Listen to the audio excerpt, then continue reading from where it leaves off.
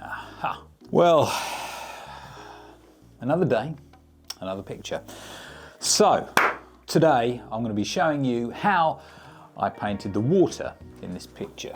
Actually, let's move this camera, we can show you properly. This is actually finished, but it's taken us a long time to get to that. I've shown you most of this painting actually as it's come together.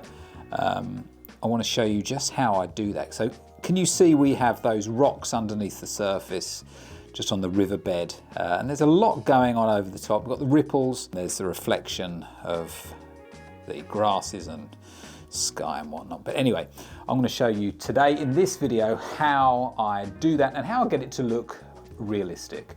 So stick around if you want to see how to do that. It might help you in your own river paintings or lakes or anything like that. So that's what we're going to be working on. This video is going to be a full video. So I'm going to show you how to do that water in its entirety, and that will be on Patreon. There'll be a link in the description below, but if you want to see every single bit of the water, I think the YouTube video obviously is going to be like 10-15 minutes. The Patreon one will be a few hours, so go and check that out on Patreon. It'll be out in the next week or so on Patreon. That's everything. Let's get working on it. Let's have a look at what we are working on then. So as you can see here, or hopefully you can see here, in the reference photograph we have a hint of these rocks here under the water. So we're going to put those in. We need to kind of mingle those in with ripples and the water reflections. So I'm going to kind of block them in first of all, then soften them, and then we can add all these details over the top. So that's what I'm doing first of all. So we have our block in here, which is an acrylic block in, completely dry, and I've just started adding some of these lighter rocks. I'm going to try and keep them relatively smooth. They don't need to be really sharp or anything. They need to almost, obviously we will see them, but they need to be a little less obvious. And there's a variety of different shapes in there, and they all kind of join up with a small gap in between each one.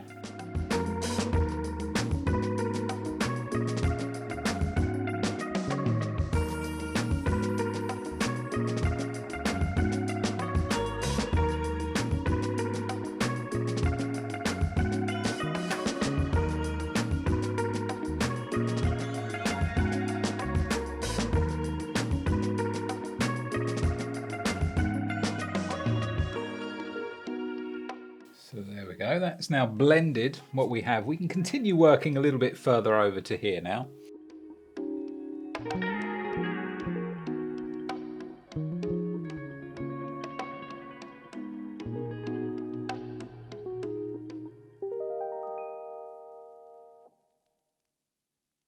Okay, so we've got some of those stones in place now.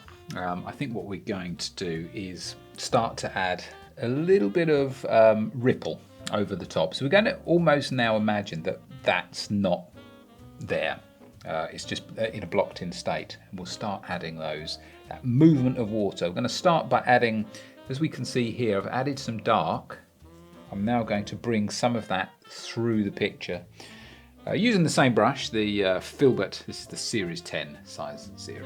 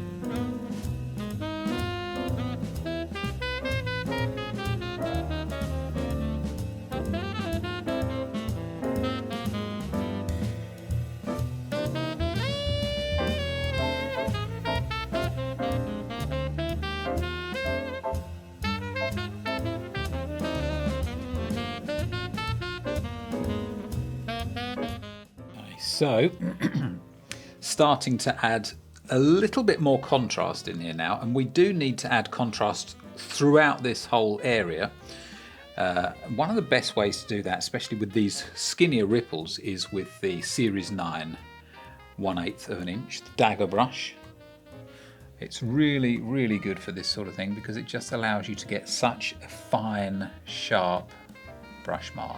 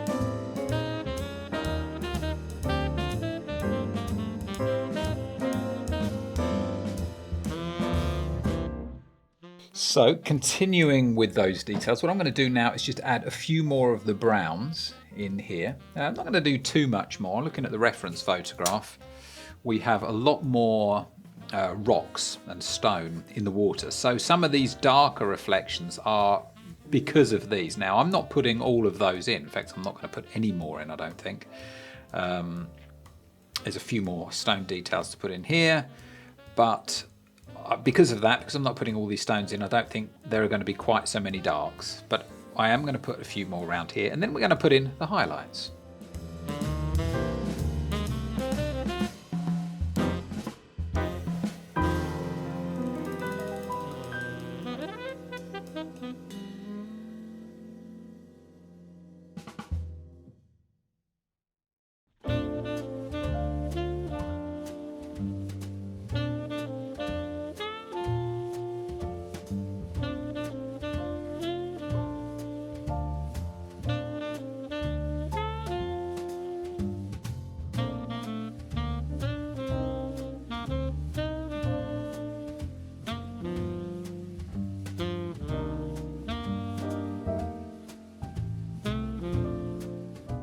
Okay, added a few darks. Let's go ahead now and add some more highlights.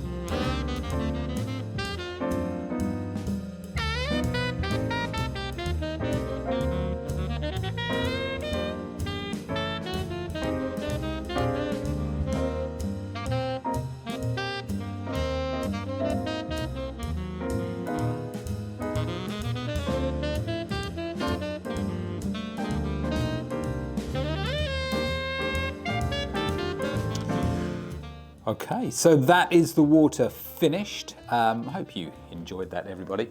In the next YouTube video, which will be out in a few days' time, I'm going to be showing you how I do the grass, this grassy bank here. And we'll go into some detail about how I do that and how I make the grass look photorealistic.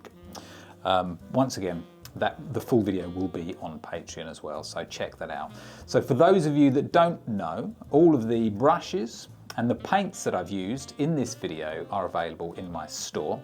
And some of those paints you'll only get in my store. They're not available anywhere else in the world.